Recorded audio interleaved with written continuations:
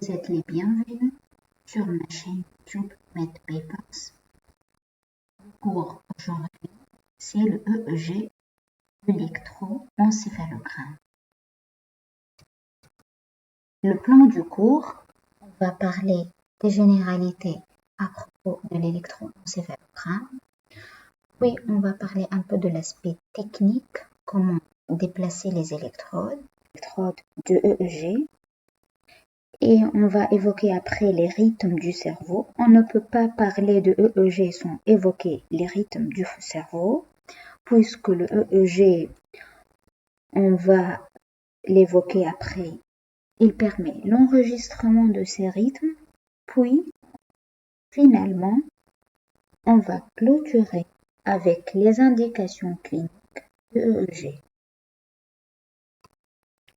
On commence par des généralités.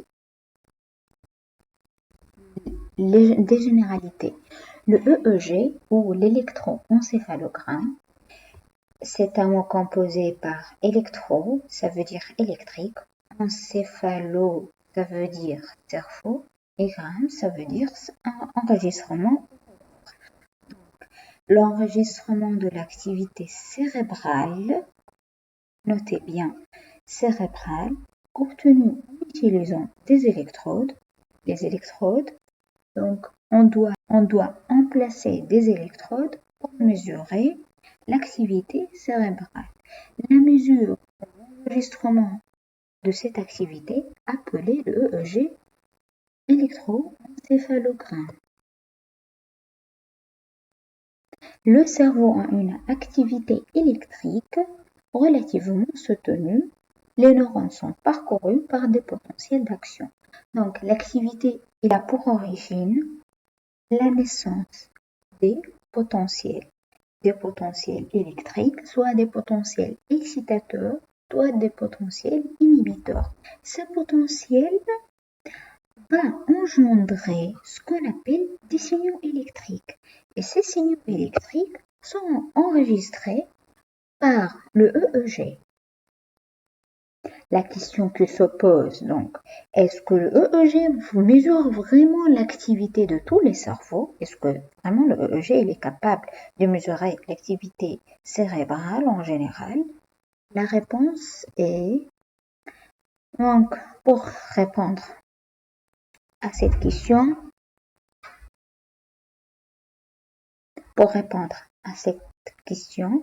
on doit parler un peu d'anatomie et histologie.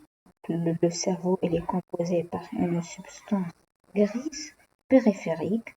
Le cerveau il est composé par une substance grise périphérique appelée le cortex cérébral, une substance blanche centrale. Cette substance, est-ce que le EEG mesure le cerveau, c'est-à-dire le cortex et la substance blanche? Non, tout simplement, le EEG, l'enregistrement, c'est le EEG,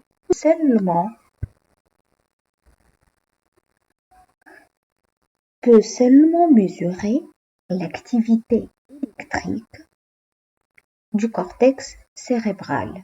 Seulement du cortex cérébral. Je répète, le EEG n'est pas capable d'enregistrer l'activité de tout le cerveau, mais seulement la couche la plus superficielle qui est le cortex cérébral.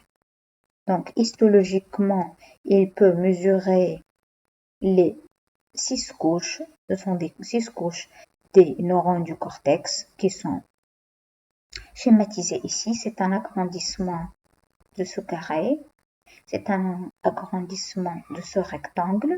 Donc, il va enregistrer les neurones qui existent au niveau de 6 couches corticales. Le EEG, donc, c'est un enregistrement médicalement utile pour la fonction cérébrale, mais en particulier pour la fonction corticale, pour la fonction du cortex. Le cortex fonctionne. C'est le EEG, il va nous renseigner à propos de ça. Dans la recherche médicale et fondamentale, elle est utilisée donc pour pour établir une relation entre les ondes cérébrales particulières avec les phases de sommeil, il est utilisé dans des états émotionnels, les profils psychologiques et les types d'activité mentale en cours. Il est utilisé dans l'enregistrement de l'activité des phases de sommeil et les activités mentales. L'emplacement des électrodes.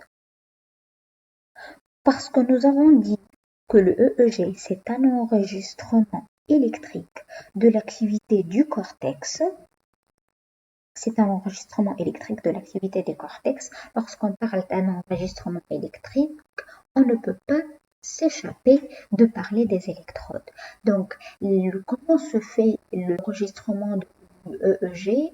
On va placer sur la tête du patient des électrodes vont enregistrer des signaux électriques provenant de tout le cortex. Donc, les électrodes, ce qui est évident puisqu'on veut enregistrer l'activité, le maximum d'activité cérébrale, donc on a besoin d'en placer des électrodes dans des parties diverses du cuir de chevelu. Donc on doit explorer le lobe frontal, on doit explorer les deux lobes temporaux et les lobes pariétaux, on doit explorer aussi le lobe occipital.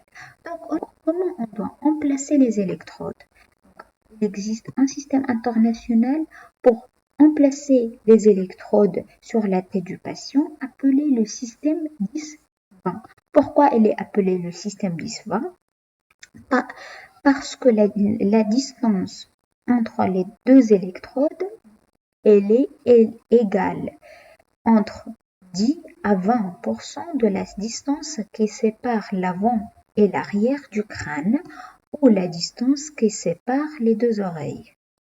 Je répète, le système 10-20 est nommé ainsi parce que la distance entre les deux électrodes, elle doit être égale 10 à 20% par rapport à la distance qui sépare le lobe frontal et le lobe occipital ou les deux lobes pariétaux.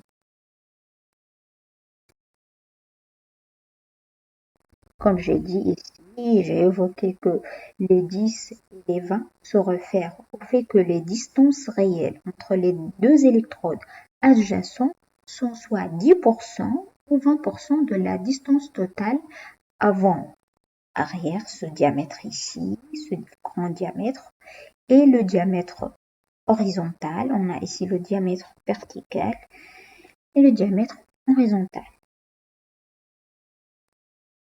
Comme j'ai mentionné, pour explorer tous les lobes corticales, on doit emplacer les électrodes sur des régions variées et sur toutes les régions du cortex cérébral. Donc pour cela, vous remarquez ici la présence des lettres et des chiffres. Ces lettres, par exemple, ces lettres désignent la région du cerveau sur laquelle l'électrode est emplacée. Ici F, ça veut dire frontal. Ici T, ça veut dire temporal. C, ça veut dire pariétal. P, ça veut dire pariétal. O, ça veut dire occipital. On a deux électrodes. Par exemple, ici, on doit placer deux électrodes occipitaux, seulement deux électrodes occipitaux. Par contre, on doit placer ici 4 électrodes ici. C'est le T3, T5, T6 et T4. Ici, on doit placer 7 électrodes frontales pour explorer le lobe frontal. Les rythmes. Lorsqu'on parle de EEG, on parle des rythmes. Les rythmes de EEG. Qu'est-ce que ça veut dire le rythme de EEG? Est-ce que ça veut dire l'enregistrement des potentiels d'action au niveau des neurones? Est-ce que ça veut dire l'intensité des potentiels d'action des neurones ou autre chose? Donc, pour définir, les rythmes. Qu'est-ce que ça veut dire un rythme? On observe des rythmes cérébraux. Ça veut dire une activité synchronisée des neurones. J'accentue sur le mot synchronisé parce que l'activité des neurones, il n'est pas toujours une activité excitatrice. Donc les neurones ne sont pas toujours capables d'exciter, de produire une activité excitatrice. Mais ils peuvent freiner et inhiber l'activité. Donc on a ici inhibiteurs et des neurones excitateurs. Et donc les neurones inhibiteurs vont gêner un potentiel post-synaptique inhibiteur, PPCI. Par contre, les neurones excitateurs, un potentiel post-synaptique excitateur. La somme des PPCI et des PPCE va former le rythme cérébral. Le rythme cérébral, c'est l'activité globale des neurones. C'est l'activité. Il peut avoir une activité assez importante des cellules inhibitrices et des cellules excitatrices. 4 rythmes périodiques simples enregistrables. On va parler après du 4 qu'il existe 4 rythmes périodiques qu'on peut enregistrer EEG et ces rythmes varient selon l'état du cerveau, l'état du patient. L'état du patient va refléter sur le rythme produit par le cortex et enregistré par le EEG. Ils sont 4 rythmes: alpha, bêta, delta et theta. Delta et theta. Les 4 rythmes de base, comme nous avons dit, ils sont associés à différents états. Les rythmes. Donc les rythmes on peut quantifier et qualifier les rythmes par la fréquence. Donc la fréquence alpha est différente de celle de bêta et l'amplitude est différente. La fréquence de alpha est différente du celle bêta. La fréquence elle est mesurée en cycles par seconde Hertz. L'amplitude elle est différente d'un rythme à l'autre. Ces amplitudes enregistrées par les électrodes du cuir chevelu sont de l'ordre de microvolts. Et ça veut dire que l'activité corticale elle est très faible, donc l'amplitude enregistrée elle est haute. Les rythmes, donc on va commencer par le rythme bêta. Le rythme bêta, c'est le rythme de l'attention et ils se produisent chez les individus qui sont alertes et attentives aux stimuli externes, exercent un effort mental spécifique. Donc c'est le rythme de l'attention, mais en même temps, il peut se produire au cours du sommeil. Quand il peut se produire au cours des sommeils, il se produit au cours des sommeils des rêves. C'est le sommeil paradoxal. Donc le sommeil paradoxal, il est comparable à l'activité de l'attention, c'est l'activité de l'émotion. On a de l'émotion lorsqu'on rêve pendant la nuit. Cette attention et cette tension, elle est en rapport avec le rythme bêta. Le rythme bêta, c'est un rythme d'excitation du cortex et un état plus élevé de vigilance et de tension. Il peut également être associé à la mémorisation et la récupération de souvenirs. C'est pour cela, c'est le rythme prédominant pendant les rêves, puisque pendant les rêves, on mémorise. Après, le rythme bêta, vous regardez ici le schéma enregistré sur le EEG du rythme bêta, comme vous remarquez, il possède une fréquence très élevée. Cette fréquence, vous voyez, la fréquence elle est très élevée. Les amplitudes sont faibles. Vous voyez, les pics sont très petites. On ne peut pas les voir. Donc, ce sont les caractéristiques du rythme bêta. La fréquence elle est élevée, 13 à 30 Hz, et l'amplitude elle est faible, entre 5 et 10 microvolts. Contrairement au rythme alpha, le rythme alpha c'est le rythme entre parenthèses de la méditation, c'est le rythme de l'éveil, c'est l'éveil calme. Les amplitudes de alpha varient avec la tension G mentale. Avec lorsqu'on demande aux patients de penser à quelque chose et lorsque ses yeux sont fermés, le rythme alpha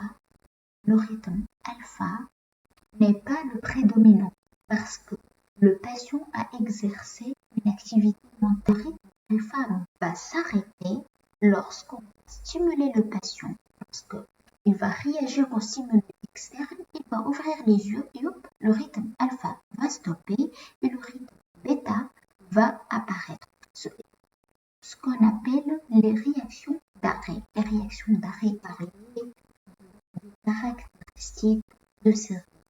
Quand vous voyez sur ce schéma, la fréquence elle est faible. Vous voyez que la fréquence elle est plus faible que la fréquence de bêta, mais vous voyez que l'amplitude elle est plus élevée par rapport à celle de la fréquence, à celle du rythme bêta. La fréquence elle est de 8 à 13 Hz. C'est la fréquence plus faible que celle de bêta qui est la fréquence de bêta elle est entre 13 et 30 Hz. L'amplitude elle est entre 20 et 200 microvolts. L'amplitude elle est plus élevée que celle de bêta. Les rythmes delta et theta. Pourquoi j'ai regroupé ces deux rythmes? Parce qu'il y a une caractéristique commune de ces deux rythmes. Ces deux rythmes apparaissent pendant le sommeil. Ils n'apparaissent pas pendant l'éveil, sont des rythmes de sommeil. Lorsqu'on dort, ces rythmes sont prépondérants. Les rythmes delta et theta, les rythmes delta et theta sont des schémas EEG de basse fréquence qui augmentent pendant le sommeil chez l'adulte normal au fur et à mesure que les gens passent d'un stade plus léger à un stade plus profond du sommeil. Avant le sommeil paradoxal, la fréquence des ondes alpha diminue et est remplacée par les rythmes bêta à basse fréquence, puis le rythme bêta. Donc on a les rythmes alpha qui disparaissent au cours du sommeil, pendant le sommeil. Lorsqu'on se prolonge dans le sommeil, les rythmes vont décélérer, à la fréquence des rythmes vont décélérer, on va passer du rythme alpha au rythme theta, puis au rythme delta. Le rythme delta possède la plus faible fréquence. La fréquence est très basse. Vous voyez ici le schéma. La fréquence theta, c'est la fréquence du sommeil lent. Vous voyez, elle possède la fréquence, elle est très faible avec des amplitudes qui sont proches de celles de alpha. La fréquence elle est 1 et 5 Hz et l'amplitude elle est de 10 microvolts. Vous voyez que la fréquence elle est assez faible avec une amplitude peu ample.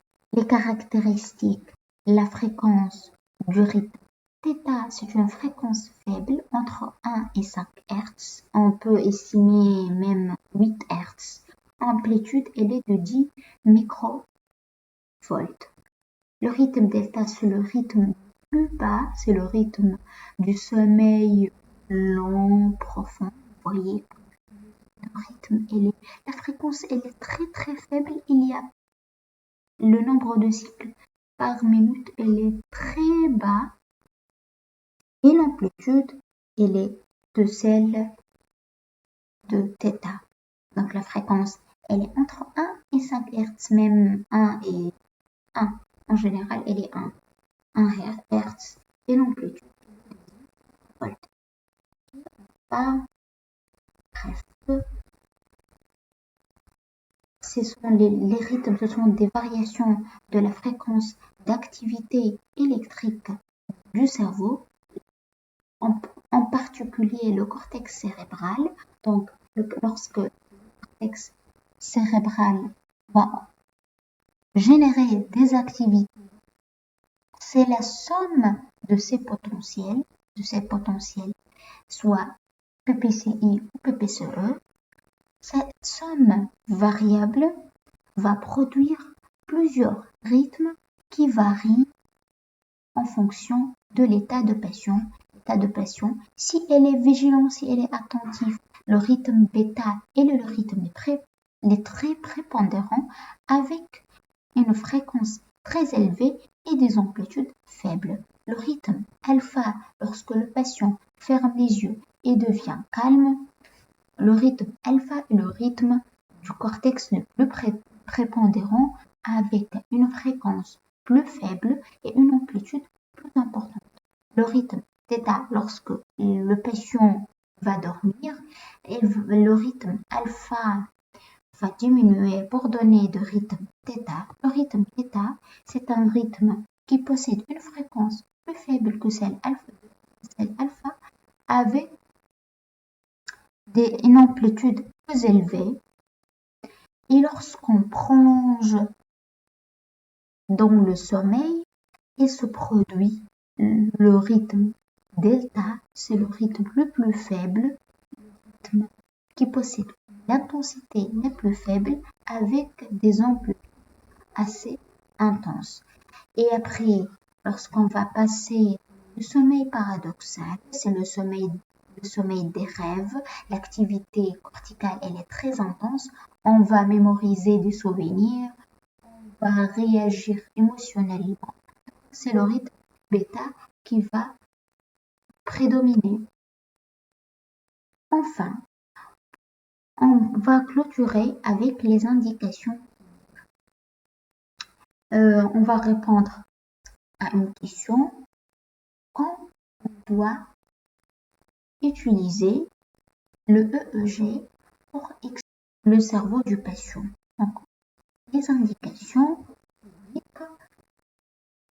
Ici, comme nous avons parlé, ce sont des électrodes et c'est l'appareil de EEG. Ce sont les électrodes placées au cours de chevelu d'un patient.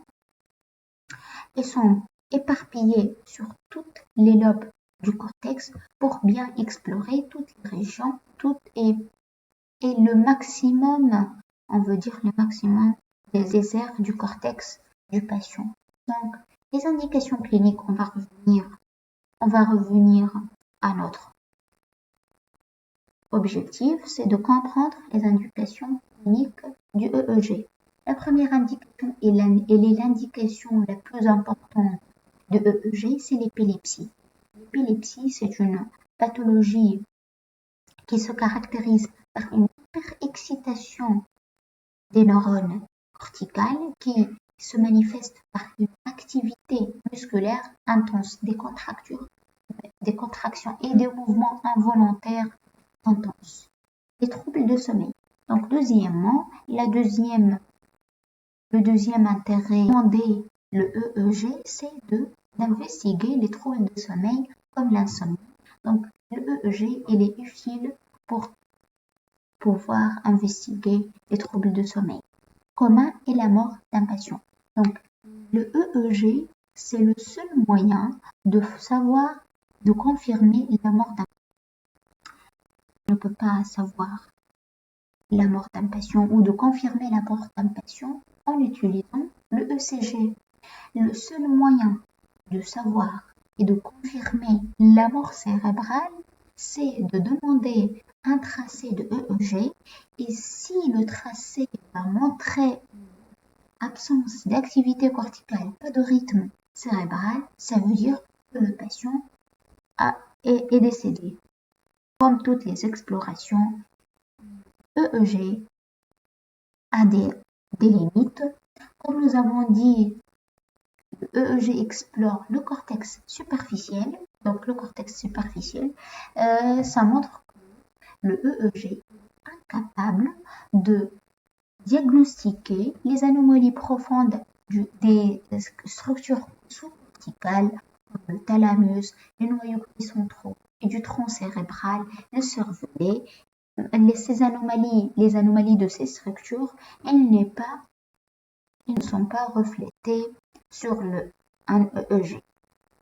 Et encore les traumatismes crâniens et les AVC, accidents vasculaires cérébrales ou les tumeurs cérébrales, ne sont pas diagnostiqués. Le EEG n'a pas d'intérêt en psychiatrie. Il ne peut pas diagnostiquer les maladies psychiatriques comme la schizophrénie. Attention.